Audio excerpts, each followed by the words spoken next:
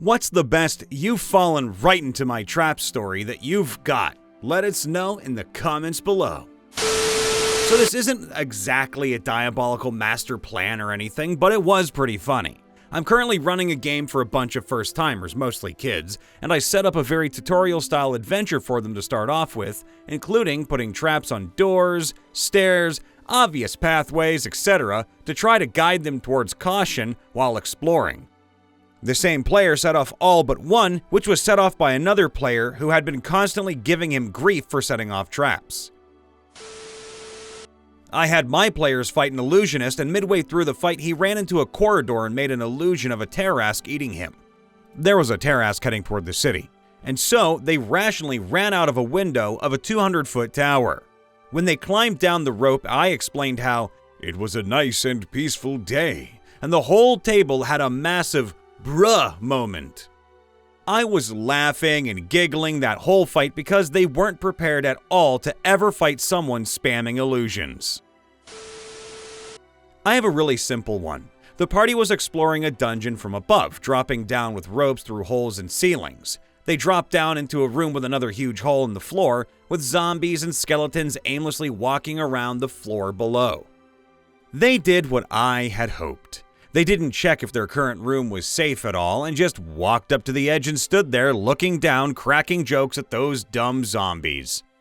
I had placed two pretty weak skeletons in the shadowy corner of the current room, stealth at 13 just above everyone's passive, but still easily spottable.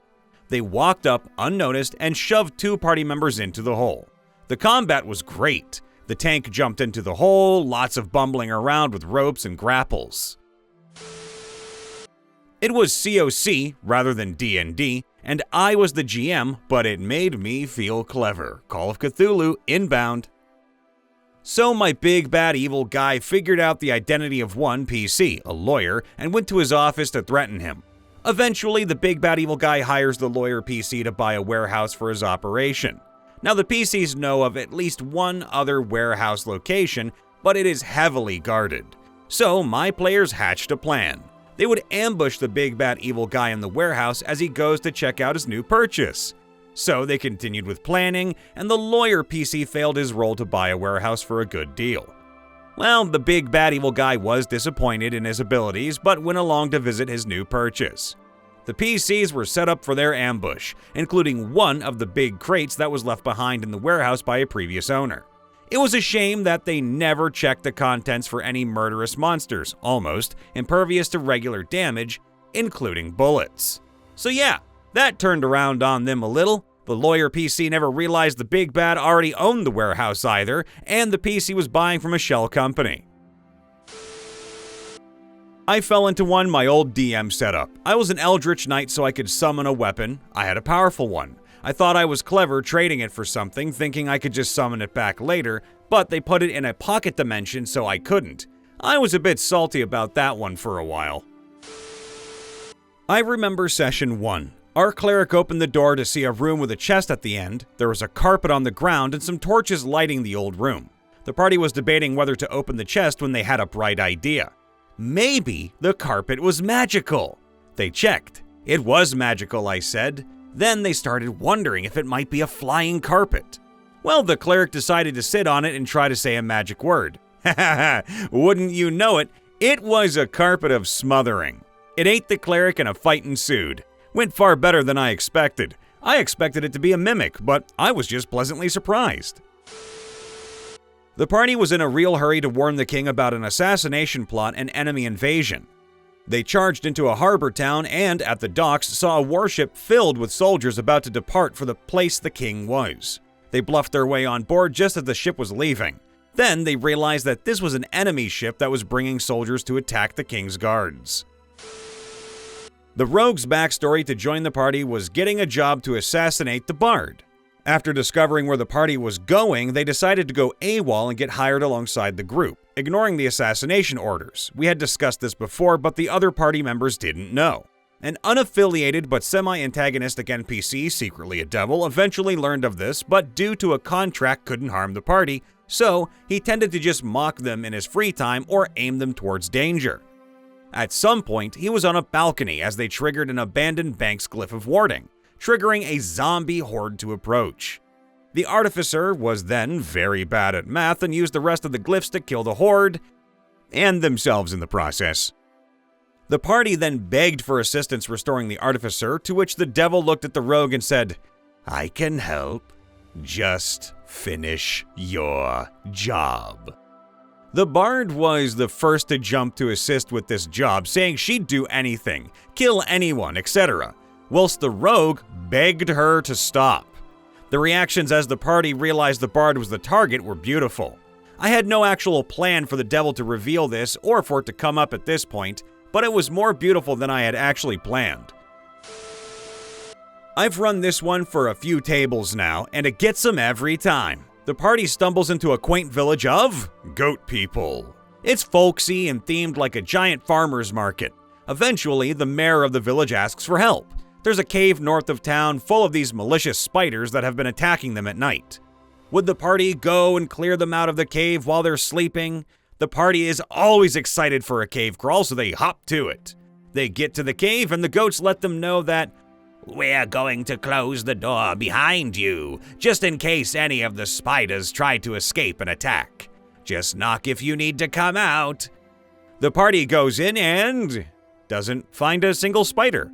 Knocks at the door to hear no response, and from then on it's escape the demonic goat cult. No one ever questions the goats. First session of a new campaign, players had to go raid a kobold cave. The entrance was full of incompetent traps. Like there was a rusty bear trap just sitting in the entrance in the open with some moldy cheese in the middle, and a tripwire that was bright red and easily visible. Players obviously laughed at that and started walking into a narrow section of the cave. The paladin immediately got hit with an actual tripwire, which made him fall directly into a covered spike pit. Very fun session, one of the best I've ever run, and the players thought it was hilarious. Oh, I'm gonna try and abbreviate it. One session, we ran into some orcs that said they were driven from a local mountain. 10 sessions later, some orcs in town were holding some dwarves hostage, demanding safe passage out of town, saying they're going to that same mountain. I'm the only one who took notes. I convinced the orcs to let the hostages go so they could bide their time and not have a party sent after them to save the hostages. In exchange for me, I'm not local, so the town won't come for me. The orcs and I went to the mountain. It's overrun by elementals, and I convinced the orcs that their god was giving them a test. "Well, of course he's not going to just give you a stronghold. He built you to conquer. Be brave, and he'll give you the strength you need to win." I rode the horses back to town. Alone.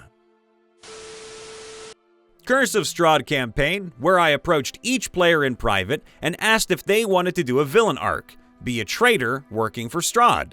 Each player except one was on board, which was an actual horror story that derailed the campaign. Everyone was super excited and they each had their own arc in mind, doing different things. One player was a thief and stole important items and rare equipment from the party. One was secretly a vampire spawn of Strahd and would bite one random player per night, inflicting a level of exhaustion. One was just a mercenary working for Strahd, but pretty harmless to the party overall. And the guy who refused ruined the game in pretty epic fashion, but I was able to recover it and we kept going with a ticking clock. He thankfully never revealed I approached him to offer a villain arc. I lied to him and said I was only doing it for one player and asked for his silence. He agreed and never went back on it. I used notes to communicate with players and do their bad guy things.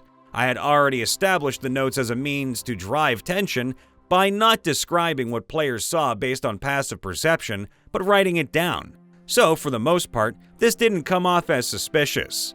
At the big climactic encounter with Strahd at his castle, each player tried to suddenly turn on the party all at once. Strahd then informed the party they were all traitors all along and that Ravenloft is a fitting prison for them. The player who refused to play along did so because, as a group, we had recently gotten into Warhammer 40k and he wanted to play a xenophobic, fire-purging, light cleric fanatic psychopath. He was convinced his every action was justified and that he was this upright do-gooder, but he was behaving lawful stupid. I had Strahd be in the player's business right off the bat, attacking, goading and offering the party a way out of Barovia if they'd just kidnap Irina for him. Obviously, everyone said, "No, that's messed up," except the lawful good fanatic cleric. He slipped me a note saying he'd abduct her at night while the party rested. His justification was that Ravenloft wasn't his world, and the world we left was Cormyr in Faerun during the Shade War, and at the time, things were going badly for Cormyr. So, greater good, question mark? I made him roll it all out in a sidebar, and he actually beat Irina in the dice rolls, delivered her to Strahd. I played it out loud at that point to the shock and horror of the other players. The anger at the table was real. People were super angry, trying to metagame, waking up and intervening, which I only allowed after the kidnapping to permit a chase sequence through the graveyard to the black coach outside of town. He got away and asked if Strahd was a man of his word. Strahd is lawful evil and released him.